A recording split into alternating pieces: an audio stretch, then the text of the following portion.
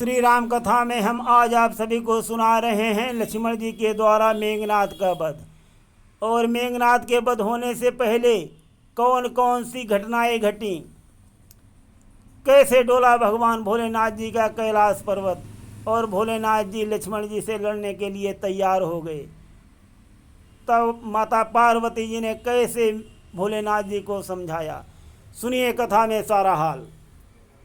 कैलाश पर्वत पर भगवान भोलेनाथ जी समाधि में लीन हैं। माता पार्वती जी भी उनके बगल में बैठी हुई हैं। अचानक कैलाश पर्वत बहुत तेज तेज हिलने लगा। भोलेनाथ जी की समाधि टूट गई और उनकी आंखें खुल गईं। उन्होंने माता पार्वती जी से पूछा, ये क्यों देवी, कुछ कारण पता हो तो बताओ, ये कैलाश पर्वत क्यों हिल रहा है। माता पार्वती जी बोली, स्वामी आप तो स्वयं महाज्ञानी हैं, भला मुझको क्या पता, आप जानकर भी अनजान बन रहे हैं स्वामी। शिव जी बोले, अच्छा तो मैं ध्यान लगाकर अभी पता लगाता हूँ। भोलेनाथ जी अपना ध्यान लगाते हैं और हड़बड़ा कर उठकर खड़े हो जाते हैं और बोले, कल युद्ध में मेघनाद मारा जाएगा, सती सुलोचना का सुहाग उजड़ जाएगा। आखिर मेरे वरदान का क्या होगा। नहीं नहीं, ऐसा कभी नहीं हो सकता, कभी नहीं हो सकता। बोले, नंदी कहाँ हो, तुम शीघ्र आओ। आज लक्ष्मण शंकर से टकरा रहा है, परंतु वो भूल गया है कि मेरे तीसरे नेत्र के सामने सारा ब्रह्मांड कांपता है। आज किसी की भी महान शक्ति काम नहीं आएगी। महासती, अगर आज विष्णु भगवान भी मेरे सामने आएंगे तो मेरे क्रोध के सामने वे भी टिक नहीं पाएंगे। हे चारों दिशाओं, कान खोल कर सुन लो, कान खोल कर सुन लो। आज त्रिलोचन के आगे सारी शक्तियां निष्फल हो जाएंगी। इस प्रकार से भोलेनाथ जी अपना क्रोध करने लगते हैं। भोलेनाथ जी का क्रोध देख करके माता पार्वती जी ने उनके पैर पकड़ लिए और बोली, नाथ रुक जाइए, वरना प्रलय आ जाएगी। उर्मिला के तप के आगे क्या आप टिक सकेंगे। नहीं नहीं नाथ, ऐसा अनर्थ मत कीजिए। आप नहीं जानते, सुलोचना जो है वो शेषनाग की कन्या है और शेषनाग ने सुलोचना के पति को मारने की प्रतिज्ञा की थी। शेषनाग के स्वामी विष्णु भगवान आपके आराध्य देव हैं। हे नाथ, क्या मेरे सुहाग की रक्षा न हो सकेगी। आप स्वयं अंतर्यामी हैं, आप घट घट के वासी हैं, आप सब जानते हैं और अनजान बन रहे हैं। भोलेनाथ जी बहुत अचरज से, बहुत आश्चर्य हुआ। बोले, हे देवी, ये तुम क्या कह रही हो, क्या कह रही हो। क्या ये सत्य है कि सुलोचना शेषनाग की कन्या है। तब तो मेरा वरदान निष्फल हो जाएगा। मैं बेटी सुलोचना की कुछ भी मदद नहीं कर सकूंगा। अच्छा, अब मैं अपनी ज्ञान शक्ति द्वारा अभी पता लगाता हूँ। और इसके बाद भोलेनाथ जी अपनी ज्ञान शक्ति से पता लगाते हैं कि सुलोचना किसकी कन्या है। भोलेनाथ जी ने ध्यान लगा करके देखा तो उनको सारी घटना पता चल गई, कैसे मेघनाद सुलोचना को लेकर के आया था। और ये प्रसंग यहाँ पर हम छोड़ रहे हैं, ये हम बाद में सुनाएंगे। ये बहुत बड़ा प्रसंग है, मेघनाद और सुलोचना का विवाह कैसे हुआ था। और आगे कथा में बढ़ रहे हैं। जब विभीषण के द्वारा बताया गया कि प्रभु अभी अभी खबर मिली है कि मेघनाद गुफा के अंदर शत्रुनाशक यज्ञ कर रहा है और अगर उस यज्ञ को विध्वंस नहीं कराया गया प्रभु तो उसको जीतना असंभव हो जाएगा। ये सुनकर के हनुमान जी उठकर खड़े हो जाते हैं, कहते हैं, जग में जब अपने पौरुष से लाचार पुरुष हो जाता है तो देवी और देवता को कायर की भांति मनाता है। पागल है वो देवी के मंदिर पर नाक रगड़ता है। देवी तो उसकी रक्षक है जो युद्ध धर्म पर करता है। हनुमान जी कहते हैं अपने विचार। और भगवान यहाँ सुनि रघुपति अतिशय सुखमाना, बोले अंगदादि कपिनाना। लक्ष्मण संग जाऊ सो भाई, करहु विध्वंस यज्ञ कर जाई। श्री राम जी ने कहा कि लक्ष्मण जी के साथ सब लोग जाइए और उसका यज्ञ जो है वो भंग कर दो।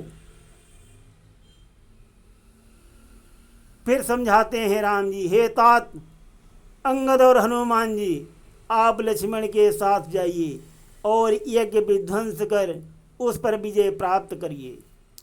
लक्ष्मण जी उठते हैं और भगवान प्रभु श्री राम को शीश झुकाकर कहते हैं, प्रभु प्रताप उर धरि रणधीरा, बोले घन इब गिरा गंभीरा। लक्ष्मण जी कहते हैं कि हे प्रभु, मैं आपके चरणों की सौगंध खाता हूँ, आज मैं उसको रघुकुल की यान है, धनुष और तीर की सौगंध है, माता सुमित्रा की कसम है, और मुझे आपके चरणों की सौगंधों मैं पहले ही ले चुका हूँ। और आज यमराज भी आएंगे तो भी उसको बचा नहीं सकते, और भोलेनाथ जी भी उसको बचा नहीं सकते। लक्ष्मण जी कहते हैं, जो सतशंकर करें सहाय, तो मारूं रन राम दुहाई, कि आज मैं इसको जीवित नहीं छोड़ूंगा। श्री राम जी लक्ष्मण जी का भाव देखकर कहते हैं, हे लक्ष्मण, तुम उसे युद्ध में मारना, परंतु इतना याद रखना, मेघनाथ साधु है, तपस्वी है, बलशाली है, वरदानी है, संयमी और नारी व्रत वाला भी है, उसके एक ही नारी है। वो योगी स्वयं योग द्वारा चाहे तो मर सकता है, और मरकर भी अगर वो चाहे तो अपने प्राणों को जीवित रख सकता है।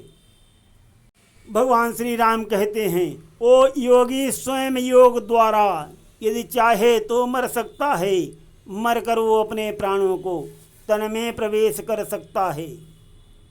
इस कारण ऐसे योद्धा का तन छिन्न भिन्न करके आना, सिर को हाथों ही हाथों में सादर मेरे ढिग ले आना।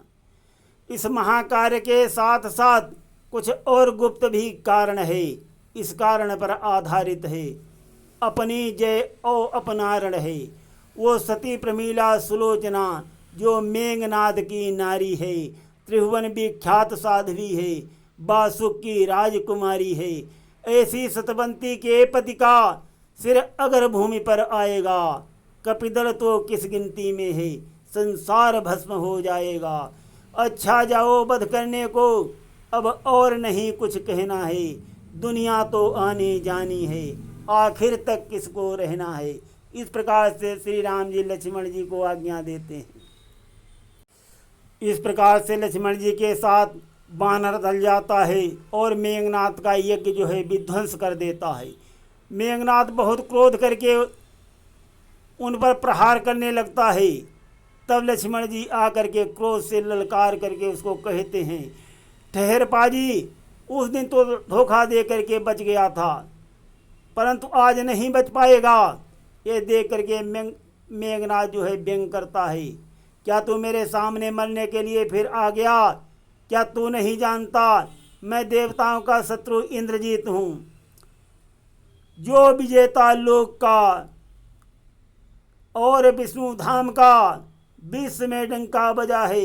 आज जिसके नाम का जिसने बालक समझकर पहले तुझे मारा नहीं, आज फिर आ गया सामने, तूने कुछ विचारा नहीं।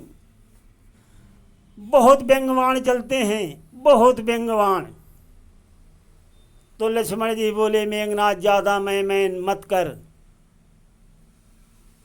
मैना जो मैना कहती है वो सबके मन को भाती है, बकरी मैं करती है वो गले छुरी चलवाती है।